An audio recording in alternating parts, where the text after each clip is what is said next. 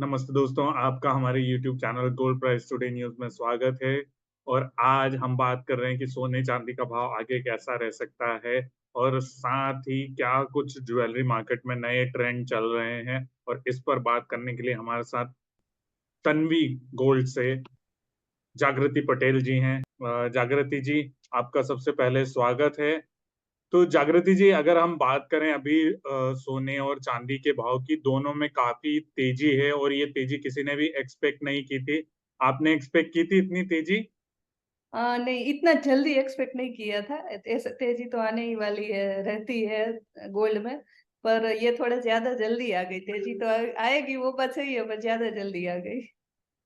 सो आपका क्या टारगेट था, मतलब कितना चाह रहे थे कि उतना भाव हो जाएगा इस साल में? क्या कुछ आपके कैलकुलेशन तो सब गड़बड़ा गए होंगे?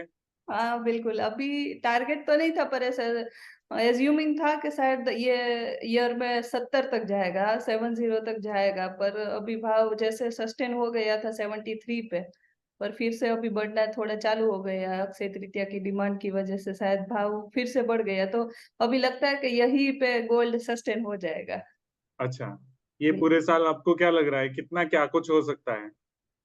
ये जो फ्लक्चुएशन हुई है उसके हिसाब से तो मैं ऐसे बोल सकती हूँ, कोई भी कुछ नहीं बोल सकता है। गोल्ड का भाव अप जाएगा या डाउन जाएगा।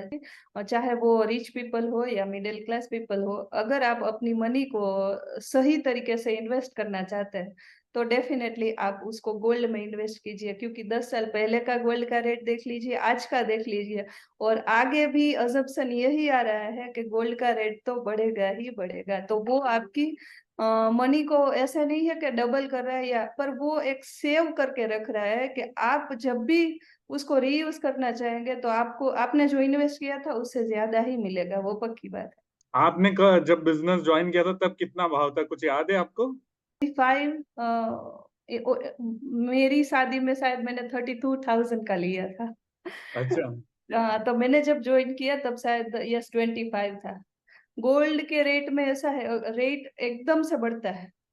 फिर जब डाउन होता है तो थोड़ा ज़्यादा ही डाउन हो जाता है। उसकी वज़ह से फिर से डिमांड खुलती है, और जो डिमांड खुलती है उसकी वज़ह से फिर से गोल्ड का रेट जहाँ पे हाई होके गया था वहाँ पे फिर से आ जाएगा। जैसे आपने डिमांड की बात करी, तो क्या ये तेजी की वजह से, जैसे चूंकि आप तो बहुत बड़े मैन्युफैक्चरर हैं और आपको बहुत बल्क में जो सोना है उसको लेना होता होगा, और ये जो तेजी आई है उसकी वजह से डिमांड में कोई असर पड़ी है कि पहले ज्वेलर्स जो आप लोगों से ले रहे थे उसमें थोड़ी कमी आई है, या क्या कुछ है डिमांड का सिनारियो है अभी मैम?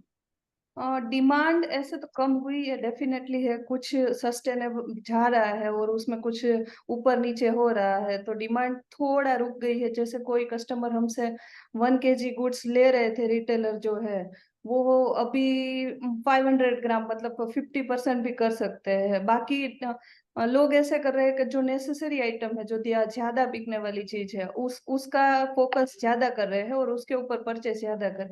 ऐसा नहीं है कि बिल्कुल रुक गई है, क्योंकि गोल्ड तो बेसिक नीड्स में आती है। अगर इंडिया में देखें तो बेसिक नीड्स में आती है, तो लोग ले रहे हैं। रिटेल में भी हो रहा है, रिटेल डिस्ट्रीब्यूटर से ले रहे हैं और डिस्ट्रीब्यूटर हमसे भी ले रहे हैं। पर थोड़ा ब्रेक लग गया है, यस। कि जो लेडीज हैं, क्योंकि आप ऐसे बिजनेस संभाल रही हैं, तो जो लेडीज हैं, क्या कुछ अभी नया ट्रेंड में चल रहा है? आपसे लोग क्या मांग रहे हैं या आप क्या नया बना रहे हैं, क्योंकि आप लोग ही मार्केट में ट्रेंड सेट करते हो? जो जनरेशन है ना, वो लाइट वेट और डेलिकेट ज्वेलरी ज़्यादा पसंद करती है। वेट मतलब उनको ज गो गोल्ड का इतना भाव है, उसका वेट से मतलब नहीं है, पर उनको गले में ऐसे लगना नहीं चाहिए कि हेवी ज्वेलरी पहना है, कहीं पे चुभना नहीं चाहिए, ऐसे फ्री-फ्री लगना चाहिए। वो हिसाब से अभी जो नया ट्रेंड आ रहा है, वो लाइट वेट और डेलिकेट ज्वेलरी का डिमांड ज़्यादा हो रहा है, और हमारा तो वही है कि हम युग पहले से ही ट्रेंडी और लाइट वेट डेलिकेट ज्वेलरी बनाता है। कि आपने मार्केट के जी। सेंटिमेंट को पहले ही पकड़ लिया और उस हिसाब से जो है आप काम कर रहे हैं, वो बहुत ही बढ़िया है। इवन इन द सेंस, हम जैसे चेन जो है, या हार है, या मंगलसूत्र है, तो ये जो अगर हम अलग अलग रेंज देखें तो उसमें क्या रेंज अभी नहीं चल रही है?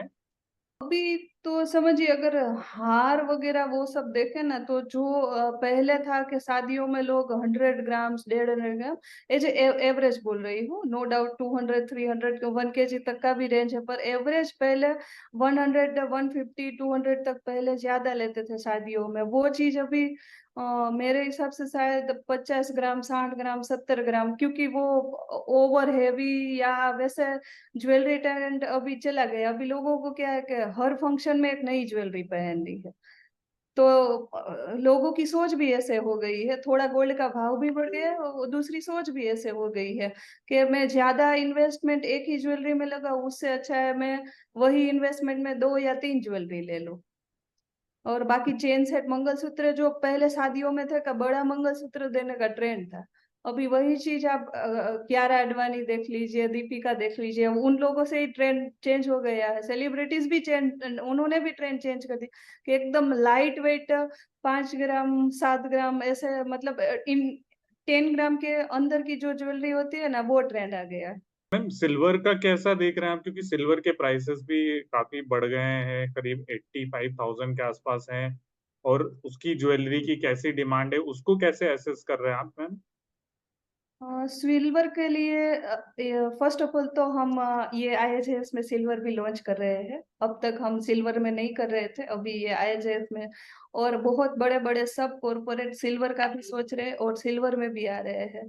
और सिल्वर का भी बहुत अच्छा डिमांड है, गिफ्टिंग के लिए भी बहुत अच्छा डिमांड है। और सिल्वर में अभी एक नया ट्रेंड आया है एंटीक ज्वेलरी का, जो 9 to 5 एंटिक ज्वेलरी भी ज्यादा बिक रही है और 9 to 5 सीजेड कास्टिंग ज्वेलरी भी ज्यादा बिक रही है। और हम सिल्वर में भी कुछ अलग और न्यू कॉन्सेप्ट लेके आ रहे हैं। जैसे आपने जब बिजनेस ज्वाइन किया था और अभी आप पूरा संभाल रहे हैं, राज जी भी देखते हैं आपके साथ बिजनेस, तो आपने अपने आप को कैसे ट्रांसफॉर्म किया कि जब आप इसमें आए थे और अब जो है आपको पता चला मार्केटिंग भी है, मैन्युफैक्चरिंग भी है, ऑपरेशन भी है, एचआर भी है, सब कुछ देखना पड़ता है, तो वो कैसे अपने आप को आपने ट्रांसफॉर्म किया, वो थोड़ा आप हमको बताइए। स्टार्टिंग में ऐसे बोल सकती हूँ, ऐसे तो ज्वाइन एज हमारे जो एमडी सर है वो मेरे मामा है, और बिजनेस था वो पापा का था। तो पापा की डॉटर सोच के आई थी, पर जब बैठी तब ऐसा लगा कि यहाँ पे अगर डॉटर बन के रहूंगी तो आगे नहीं बढ़ पाऊंगी, एम्प्लॉय ही बनना पड़ेगा। तो ऐसे अंदर से फीलिंग ऐसे आ रही थी कि ये कंपनी की मैं एक एम्प्लॉय हूँ और मुझे यहाँ पर मन लगा के काम करना है। मैंने जब स्टार्टिंग में ज्वाइन किया था तब हम ओनली फाइंडिंग्स देते थे, और हमने तब जब ओनली नया सेटअप चालू किया था उसमें ऑर्डर भी मैं लिखती थी, कस्टमर को हैंडल भी मैं ही करती थी, आगे प्रोडक्शन में भी मैं ही समझाती थी, और फ्री ऑफ टाइम में प्रोडक्शन में भी जाती थी। तो ऐसे मैंने सब मिला के सब डिटेल लिया, सब नॉलेज लिया। आपको अगर इंडस्ट्री में ग्रो करना है तो आप जो इंडस्ट्री में है, फिर कोई भी इंडस्ट्री हो, उसका आपको 1 to 1 point two point knowledge होना चाहिए। आप अपने नॉलेज को बढ़ाते जाओगे, उसके हिसाब से ग्रो करते जाओगे, तो आप सस्टेन डेफिनेटली कर पाओगे। पहले छोटी कंपनी से हमने अभी यहाँ पर जो लेवल पर आया है उसमें डेफिनेटली पहले हमारे पास एचआर नहीं था। आज से मैं 15 साल पहले की बात कर रही हूँ, तब उतना सेटअप नहीं था। अभी जैसे अभी एचआर है, सब सब सिस्टम के साथ और टेक्नोलॉजी के साथ अब अपडेट होते जाएंगे तो डेफिनेटली सस्टेन कर पाएंगे। मेरी लाइफ में भी ऐसा ही है। पहले मैंने स्टार्टिंग किया, जब मैंने ज्वाइन किया तब हमारी कंपनी में 100 पीपल थे ओनली, और उसमें मैं अकेली एक गर्ल ज्वाइन हुई थी, क्योंकि ये इंडस्ट्री ज्यादातर आज से 15 साल पहले मेंस की ही थी ज्यादा। अभी तो वुमेन आना चालू हो गए, नो डाउट। उसके बाद अभी लोगों की क्या प्रॉब्लम है वो समझनी पड़ती है, उनको क्या सॉल्यूशन चाहिए वो देने पड़ते हैं। जैसे जैसे आप ग्रो होते जाते हैं ना, वैसे वैसे ऐसे बोल सकते हैं कि प्रॉब्लम भी बढ़ते जाते हैं। तो वो प्रॉब्लम का अगर आप सॉल्यूशन दे रहे हैं, उनके साथ टीम के साथ लीड कर रहे हैं, तो डेफिनेटली आप एक अच्छे लीडर बन पाएंगे।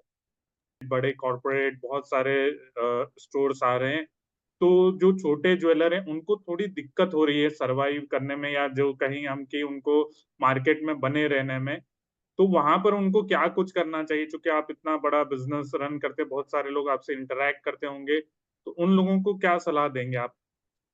मैं सबको एक बोलूंगी कि अभी पहले था कि सोशल मीडिया नहीं था, टीवी का सिर्फ ट्रेंड था, वो भी बहुत कम था। अभी सोशल मीडिया का ट्रेंड है, और अभी तो ऐसा चीज है कि जो दिखता है वही बिकता है।